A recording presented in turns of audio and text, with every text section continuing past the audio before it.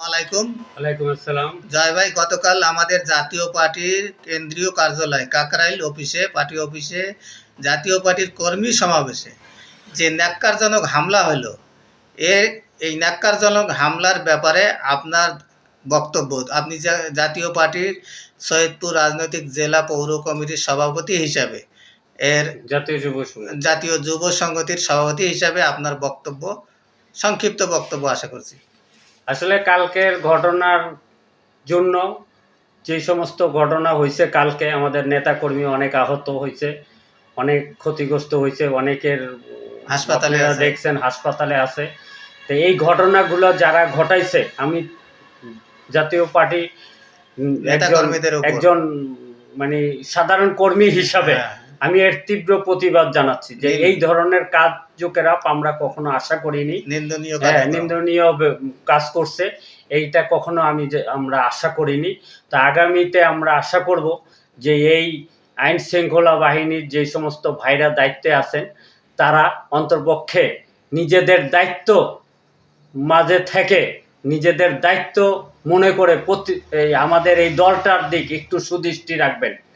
এবং সরকারের কাছে তো অবশ্যই আমরা আশা করি যে আগামীতে এই জাতীয় পার্টির প্রতিটা কার্যকলাপ যেন জনগণের মাধ্যমে কাজ জাতীয় পার্টি করতে পারে এবং সুস্থভাবে করতে পারে এবং সুস্থভাবে করে জনগণের ম্যান্ডেট পাওয়ার নিয়ে যেন আগামীতে সরকার গঠন করতে পারে এবং সেই অধিকারটা যেন এই সরকার সেই পরিবেশ যাতে সরকার তৈরি পরিবেশ করে দিবে এবং সরকার সেইটা অবশ্যই আমরা সরকারের কাছে এটাই আশা কামনা করছি।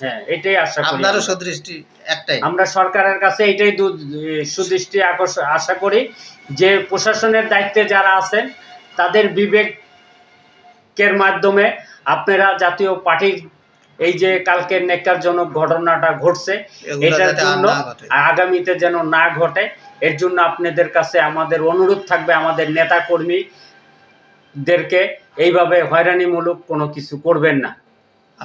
আপনাদের কাছে একটাই দাবি, আর কোনো অনৈতিক অনাকাঙ্ক্ষিত ঘটনা যাতে না ঘটে, সরকারের পক্ষ থেকে যেন না ঘটে। আমরা এটাই, এই দেশের জনগণ আমরা এটাই চাই। জনগণ হিসাবে আমরা এটাই চাই যে বাংলাদেশে আগের মতো সেই কোনো মানে সরকার নাই, এখন গণতন্ত্রের সরকার আছে। আর এই গণতন্ত্র বৈষম্য যাতে সৃষ্টি না হয় এই জন্য সরকারের কাছে অনুরোধ, আপনারা সবাইকে এক চোখে দেখেন, দুই চোখে দেখেন না, এক চোখে দেখবেন। ইনশাল্লাহ এই দেশের জনগণ আপনাদের এক চোখেই দেখবে, ইনশাল্লাহ। আমি এটাই আশা করি। আপনার বক্তব্যের জন্য আপনাকে ধন্যবাদ।